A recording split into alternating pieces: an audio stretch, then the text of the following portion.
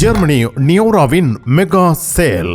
சாரிகள் 70% வரை, லெகங்கா 50% வரை, சுடிதார் 50% வரை. மாபெரும் மலிவு விற்பனை. ஃபோர்ட்சைம் ஸ்ரீ நாகபூசணி அம்மன் ஆலய மண்டபத்தில் 7ஆம் தேதி சனிக்கிழமை காலை 10 மணி முதல் மாலை 5 மணி வரை.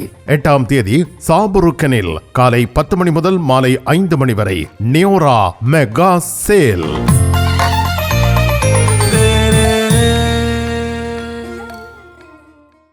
தமிழ் காட்சி ஊடகத்திற்கு நீங்கள் வழங்கி வருகின்ற ஆதரவுக்கு எமது நன்றியை தெரிவித்துக் கொள்கின்றோம். இதுவரையில் சப்ஸ்கிரைப் செய்யாது இருக்கின்ற உறவுகள் தயவு செய்து சப்ஸ்கிரைப் செய்து உங்கள் ஆதரவை தமிழ் காட்சி ஊடகத்திற்கு வழங்கிக் கொள்ளுமாறு மிக்க அன்போடு வேண்டிக் கொள்கின்றோம். மிக்க நன்றி.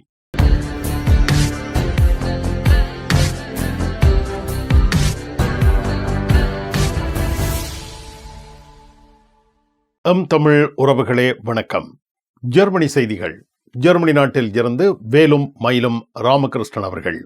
உறவுகளே வணக்கம். ஜெர்மனி நாட்டில் சமூக உதவி நிதி சீர்திருத்த சட்டம் நாடாளுமன்றத்தில் நிறைவேற்றப்பட்டுள்ளது. ஜெர்மனியில் சமூக உதவி பணத்தில் வாழ்கின்றவர்களுக்கு பாரிய அளவு அழுத்தத்தை கொடுக்கக்கூடிய சமூக உதவி பண சீர்திருத்த சட்டமானது ஜெர்மனியின் தற்போதைய தொழில் அமைச்சரான வேபல் பாஸ் அவர்களால் பாராளுமன்றத்தில் இன்றைய தினம் சமர்ப்பிக்கப்பட்டதாக தெரிய வந்திருக்கின்றது. அதாவது புதிய உத்தேச சீர்திருத்த சட்டத்தில் பல அழுத்தங்களை கொடுக்கக்கூடிய சீர்திருத்தங்கள் வந்துள்ளதாக தெரிய வந்திருக்கின்றது. குறிப்பாக சமூக பணத்தில் வாழுகின்ற ஒரு நபரானவர் சமூக திணைக்களமானது இந்த நபரை சமூக திணைக்களத்துக்கு நேரடியாக ஆஜராகுமாறு பணித்து 2 தடவைகள் கடிதம் அனுப்பியும் இந்த சமூக பணத்தில் வாழ்கின்ற நபர் சமூக திணைக்களத்தில் ஆஜராகிவிட்டால் சமூக திணைக்களமானது தாம் வழங்குகின்ற பணத்தில் முதல் தடவையாக 30% பணத்தை குறைத்து வழங்க முடியும் என்றும் தெரிய வந்திருக்கின்றது. இதே வேளையில் சமூக பணத்தில் வாழுகின்ற நபரானவர் 3 தடவைகள் சமூக திணைக்களமானது இந்த நபரை சமூக திணைக்களத்துக்கு ஆஜராகுமாறு அழைப்பு கடிதம் அனுப்பி இந்த நபரானவர் சமூக திணைக்களத்திற்கு வராது விட்டால் சமூக திணைக்களமானது இவருக்கு வழங்கப்பட்டு வருகின்ற சமூக தொகையை முற்றுமுழுதாக இடைநிறுத்த முடியும் என்றும் தெரிய வந்திருக்கின்றது. இது இவ்வாறு இருக்க இந்த நபரானவர் ஒரு வாடகைக்கு வீட்டில் குடியிருக்கும் பொழுது இந்த வீட்டுக்குரிய வாடகை பணத்தையும் சமூக திணைக்களமானது இந்த கட்டத்தில் முற்றாக இடைநிறுத்தும் என்றும் தெரிய வந்திருக்கின்றது. இதே வேளையில் சிறுவர் இளைஞர்களுக்கு இந்த விடயத்தில் சமூக திணைக்களமானது விதிவிலக்கு அளிக்கும் என்றும் தெரிய வந்திருக்கின்றது. இதுவரை காலங்களும் சமூக திணைக்களத்தில் வாழுகின்றவர்கள் அவர்களுக்கு சொத்துக்கள் இருந்தால் சில விதிவிலக்குகள் இருந்தன. இதே வேளையில் புதிய உத்தேச சீர்திருத்த சட்டத்தின் பிரகாரம் 30 வயதை அடைந்த ஒரு நபரானவர் மொத்தமாக 5000 யூரோக்களை வைத்திருக்க முடியும் என்றும் மேலதிகமான பணம் இருந்தால் இந்த பணமானது சமூக திணைக்களத்தில் கணக்கில் எடுக்கப்படும் என்றும் தெரிய வந்திருக்கின்றது. 50 வயதுக்கு மேற்பட்ட ஒரு நபரானவர் மொத்த சேமிப்பாக 20,000 யூரோக்களை வைத்திருக்க முடியும் என்றும் இதற்கு மேலதிகமான தொகையை வைத்திருந்தால் இந்த பணமானது சமூக திணைக்களத்தினால் வழங்கப்படுகின்ற பணத்தில் கணக்கில் எடுத்துக்கொள்ளப்படும் என்றும் தெரிய வந்திருக்கின்றது.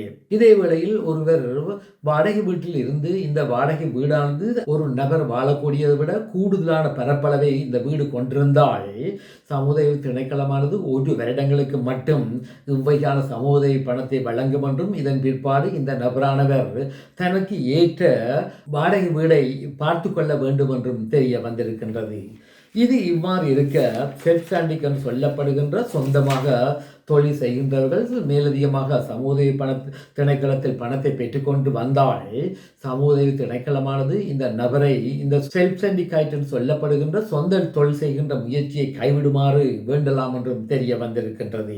ஒருவர் சமூக திணைக்களத்தினுடைய பணத்தை பெற்றுக்கொண்டு ஒரு திணைக்களத்தில் வேலை செய்யும் பொழுது உடனடியாக இந்த திணைக்களமோ அந்த ஒரு நிறுவனத்தினுடைய உரிமையாளர் சமூக திணைக்களத்துக்கு இந்த நபரானவர் தனது நிறுவனத்தில் வேலை செய்கின்றார் என்ற தகவலை உடனடியாக அறிவிப்பதற்கு கடமைப்பட்டுள்ளார் என்றும் இவ்வாறு இந்த தொழில் வழங்குகின்ற நபர் சமூக திணைக்களத்திற்கு இந்த தொழிலாளி பற்றிய தகவலை வழங்காது விட்டால் அதற்குரிய பல பொறுப்புகளை இவர் ஏற்க வேண்டி வரும் என்றும் தெரிய வந்திருக்கின்றது. ஒரு தாய் அன்றைய தந்தையர்களுக்கு 1 வயதுடைய குழந்தைகள் இருந்தால் இந்த குழந்தை 1 வயதை அடைந்த பிற்பாடு இவர்கள் வேலைக்கு செல்ல வேண்டும் என்றும் புதிய உத்தேச சீர்திருத்த சட்டத்தில் குறிப்பிடப்பட்டுள்ளதாக தெரிய வந்திருக்கின்றது. இதுவரை கால காலங்களிலும் 3 வருடங்கள் வரையும் தாயானவர் வேலைக்கு செல்ல வேண்டிய அவசியமில்லை என்று சட்டத்தில் குறிப்பிடப்பட்டுள்ளதாக தெரிய வந்திருக்கிறது. இது எவ்வாறாக இருந்தாலும் புதிய உத்தேச சீர்திருத்த சட்டமானது சமூக பணத்தில் வாழுகின்றவர்களுக்கு பாரிய அழுத்தங்களை கொடுக்க உள்ளதாக தெரிய வந்திருக்கின்றது. ஜெர்மனியில் ஓய்வூதியம் பெறுவோருக்கு நற்செய்தி வெளியாகியுள்ளது. ஜெர்மன் நாட்டின் பணவீக்கம் மற்றும் வாழ்க்கை செலவின் அடிப்படையில் ஜெர்மன் அரசாங்கமானது ஓய்வூதியம் பெற்று வருகின்றவர்களுக்கு வருடாந்தம் சில உயர்ச்சிகளை ஏற்படுவது வழமையான விடயமாகும். அதாவது பணவீக்கம் மற்றும் வாழ்க்கை செலவுக்குரிய செலவுகள் அதிகரித்து வரும் பொழுது ஓய்வூதியம் பெறுகின்றவர்களுக்கு இவ்வகையான சலுகைகளை ஜெர்மனுடைய அரசு மேற்கொண்டு வருவது தெரிந்த விடயமாகும்.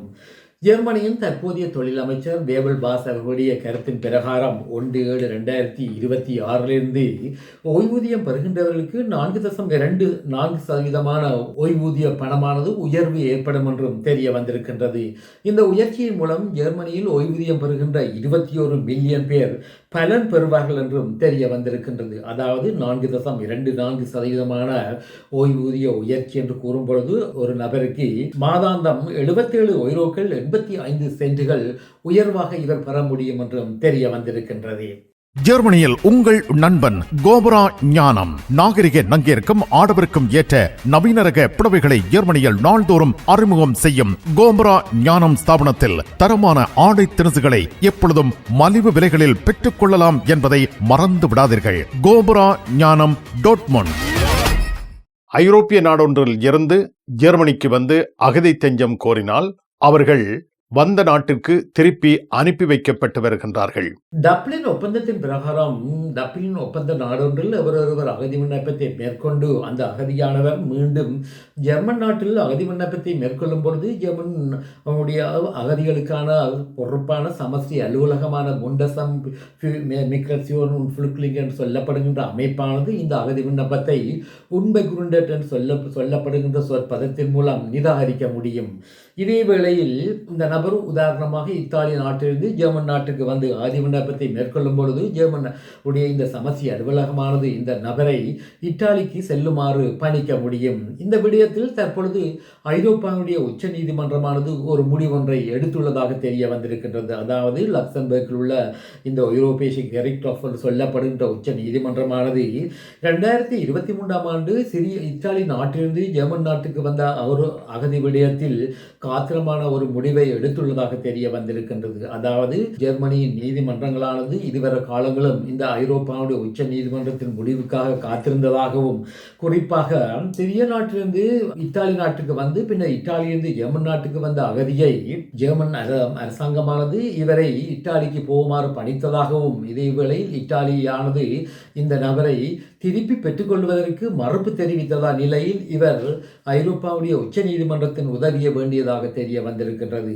தற்பொழுது ஐரோப்பாவுடைய உச்ச நீதிமன்றம் எடுத்த முடிவின் பிரகாரம் இத்தாலியானது 6 மாதங்களுக்குள் இந்த நபரை ஏற்றிருக்க வேண்டும் என்றும், இந்த 6 மாதத்துக்குள் இத்தாலி ஏற்காத விடத்தில் ஜெர்மன் நாடே இந்த அகதி விண்ணப்பத்தை விசாரணைக்கு உட்படுத்த வேண்டும் என்றும் தனது முடிவில் தெரிவித்துள்ளதாக செய்திகளில் கூறப்பட்டுள்ளது. ஜெர்மனியின் சொல்லப்படுகின்ற சமஷ்டி நிர்வாக நீதிமன்றமானது இந்த விடயத்தில் ஐரோப்பிய கெரிக்ட் என்று சொல்லப்படுகின்ற ஐரோப்பாவுடைய உச்ச நீதிமன்றத்தின் முடிவிற்காக சில வழக்கு விசாரணைகளில் காத்திருந்ததாக தெரிய வந்திருக்கின்றது. இது எவ்வாறாக இருந்தாலும் 2026 ஜூலை மாதத்திலிருந்து இத்தாலியானது தான் இவ்வாறு இத்தாலி நாட்டிலிருந்து ஜெர்மன் நாட்டுக்கு வந்து அகதி விண்ணப்பம் மேற்கொண்டவர்களை திருப்பி எடுப்பதற்கு தயாராக உள்ளதாக தெரிவித்ததாகவும் சில செய்திகளில் கூறப்பட்டுள்ளது. அதாவது ஐரோப்பாவினுடைய பாராளுமன்றத்தில் மிகவும் கடுமையான அகதிகளுக்கான சட்டம் ஒன்று நிறைவேற்றப்பட்ட நிலையில் ஐரோப்பாவுடைய குறிப்பாக கிரேக்கம் மற்றும் இத்தாலி போன்ற 2 நாடுகளும் தாம் இவ்வாறு ஏற்பதற்கு தயார் என்று கூறியதாகவும் தெரிய வந்திருக்கின்றது. ஜெர்மனியில் டாச்லாண்ட் டிக்கெட் 63 யூரோவுக்கு விற்பனை செய்யப்படுகின்றது. ஜெர்மன் நாட்டின் டாச்லாண்ட் டிக்கெட் என்று சொல்லப்படுகின்ற பிரயாண அட்டையானது தற்பொழுது 63 யூரோக்களுக்கு விற்கப்பட்டு வருகின்றது. அதாவது கடந்த ஆண்டு இந்த பிரயாண அட்டையானது 58 யூரோக்களாக இருந்த நிலையில் தற்பொழுது உயர்ச்சி கண்டுள்ள நிலையில் கூட இந்த பிரயாண அட்டையை பெற்றுக்கொள்கின்றவர்களில் பாரிய அளவு வீழ்ச்சி ஏற்படவில்லை என்று தெரிய வந்திருக்கின்றது. ஹம்பர்க் மாநிலத்தை எடுக்கும் பொழுது ஹம்பர்க் மாநிலத்தில் இந்த ஆண்டு இந்த பிரயாண அட்டையை வைத்திருக்கின்றவர்களில் 5.75% வீழ்ச்சி ஏற்பட்டிருந்தாலும் கூட இது பாரிய அளவு பாதிப்பை இந்த நிறுவனங்களுக்கு ஏற்படுத்தவில்லை என்றும் தெரிய வந்திருக்கின்றது. ஹம்பர்க் மாநிலத்தில் மொத்தமாக 1.29 மில்லியன் பேர் இந்த டொச்லாண்ட் டிக்கெட் என்று சொல்லப்படுகின்ற பிரயாண அட்டையை பாவித்து வருவதாகவும் தெரிய வந்திருக்கின்றது. டோட்முண்டில் ராஜமுத்திரை எஸ்கே சில்க்ஸ் பாரடைஸ். உங்களுக்கு பிடித்தமான ஆடைகள் அனைத்தும் மாபெரும் மலிவு விற்பனை. ஒவ்வொரு சனிக்கிழமையும் அதிவிசேட மலிவு விற்பனை. விஜயம் செய்யுங்கள் எஸ்கே சில்க்ஸ் பாரடைஸ் டோட்முண்ட். இனி உலகச் செய்திகள். அமெரிக்கா மற்றும் இஸ்ரேலானது ஈரான் நாட்டின் மீது கடந்த 6 தினங்களாக பாரிய குண்டுவீச்சு தாக்குதலில் ஈடுபட்டு வருகின்ற நிலையில் ஈரானுடைய அரசு படையினர் ஈரானை அண்டிய வளைகுடா பிரதேசத்தில் கட்டார், ஓமான் மற்றும் அபுதாபி மற்றும் அசர்பைஜான் போன்ற நாடுகள் மீது தாக்குதலை மேற்கொண்டுள்ளதாக தெரிய வந்திருக்கின்றது. மேலும் சவுதி அரேபியாவின் மீது கூட ஈரானுடைய அரசு படையினர் பாரிய ஏவுகணை தாக்குதலை மேற்கொண்டதாக தெரிய வந்திருக்கின்றது. இது இவ்வாறு இருக்க சைப்ரஸில் உள்ள பிரித்தானியாவுடைய விமானப்படை தளத்தின் மீதும் இவ்வகையான ஒரு தாக்குதலை ஈரானுடைய ரெவல்யூஷன் கார்ட் என்று சொல்லப்படுகின்ற புரட்சிகர இராணுவ படையினர் மேற்கொண்ட நிலையில் தற்பொழுது சைப்ரஸினுடைய பாதுகாப்பிற்காக பிரித்தானியா மற்றும் பிரான்சு மற்றும் ஸ்பானியன் போன்ற நாடுகள் தங்களது கடற்படைகளை அங்கே அனுப்பி வைத்துள்ளதாக தெரிவிக்கப்பட்டிருக்கின்றது. நேற்றைய தினம் இலங்கைக்கு அண்மையில் உள்ள சர்வதேச கடற்பரப்பில் வைத்து ஈரானுக்கு சொந்தமான போர்க்கப்பல் ஒன்று அமெரிக்காவினுடைய படையினரால் மூழ்கடிக்கப்பட்ட நிலையில் தற்பொழுது மோடி அரசாங்கத்தின் மீது பாரிய அளவு கண்டனம் எழுப்பப்பட்டிருக்கின்றது. குறிப்பாக காங்கிரஸ் கட்சியானது இந்த ஈரான் நாட்டுடைய கடற்படையில் உள்ள கடற்படையினர் மற்றும் மாலுமியினர் விசேட அழைப்பின் பேரில் இந்தியாவிற்கு வந்ததாகவும் இதேவேளை இந்தியா இவர்களை பாதுகாக்க தவறிவிட்டதாக காங்கிரஸ் கட்சியினர் மோடி மீது பாரிய கண்டனத்தை தெரிவித்து வருவதாக தெரிய வந்திருக்கின்றது. ஈரானுடைய அதி உயர் சமய தலைவரான ஆயத்துல்லா ஹமேனி அவர்கள் கடந்த சனிக்கிழமை கொலை செய்யப்பட்ட நிலையில் தற்பொழுது ஈரானுடைய அதி உச்ச அதிகாரம் கொண்ட தலைவராக அவரது மகன் தெரிவு செய்யப்பட்டுள்ளதாக தெரிய வந்திருக்கின்றது. இது எவ்வாறாக இருந்தாலும் அமெரிக்க அதிபர் டொனால்ட் ட்ரம்புடைய கருத்தின் பிரகாரம் ஈரான் நாட்டினுடைய புதிய அதிகார விடயத்தில் அமெரிக்காவுடைய கருத்துக்கள் உள்வாங்கப்பட வேண்டும் என்றும் கோரியிருக்கின்றார். குறிப்பாக வெனிசுலா நாட்டில் தற்போதைய அதிபர் எவ்வாறு தெரிவு செய்யப்பட்டாரோ அது போன்ற ஒரு நிலைப்பாடானது ஈரானிலும் ஏற்பட வேண்டும் என்றும் குறிப்பிட்டிருக்கின்றார். ஈரான் நாட்டில் பல கிளர்ச்சிகளை மேற்கொள்வதற்காக அமெரிக்காவானது தற்பொழுது ஈராக் மற்றும் ஈரானில் உள்ள குர்திஸ் போராளிகளுக்கு ஆயுதங்களை வழங்க உள்ளதாக தெரிய வந்திருக்கின்றது. இதன் காரணத்தினால் தற்பொழுது ஈரானுடைய புரட்சிகர இராணுவ பிரிவினர் வட ஈராக்கில் உள்ள குர்திஸ் படையினர் மீது பாரிய ஏவுகணை தாக்குதலை மேற்கொண்டதாகவும் தெரிய வந்திருக்கின்றது.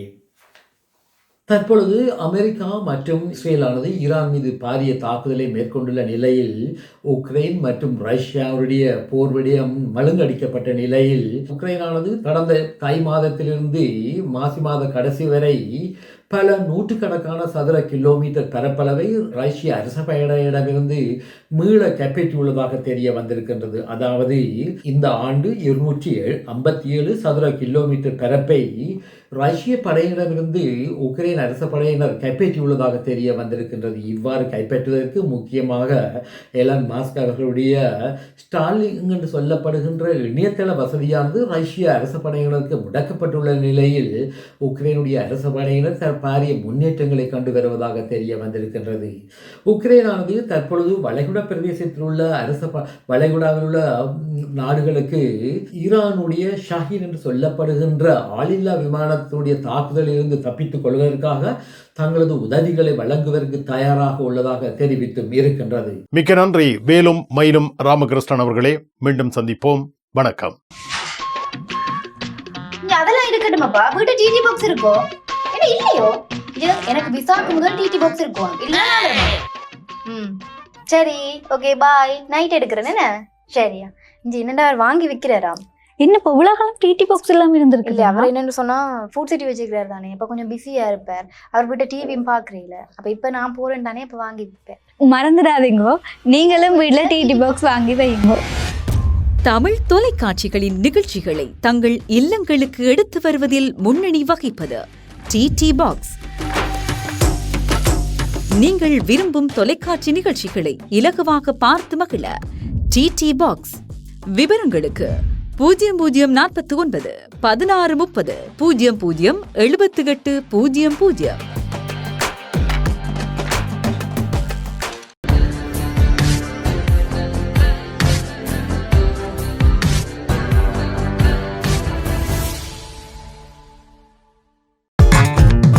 ஜெர்மனி நியோராவின் மெகா சேல். சாரிகள் 70% வரை, லெகங்கா 50% வரை, சுடிதார் 50% வரை. மாபெரும் மலிவு விற்பனை.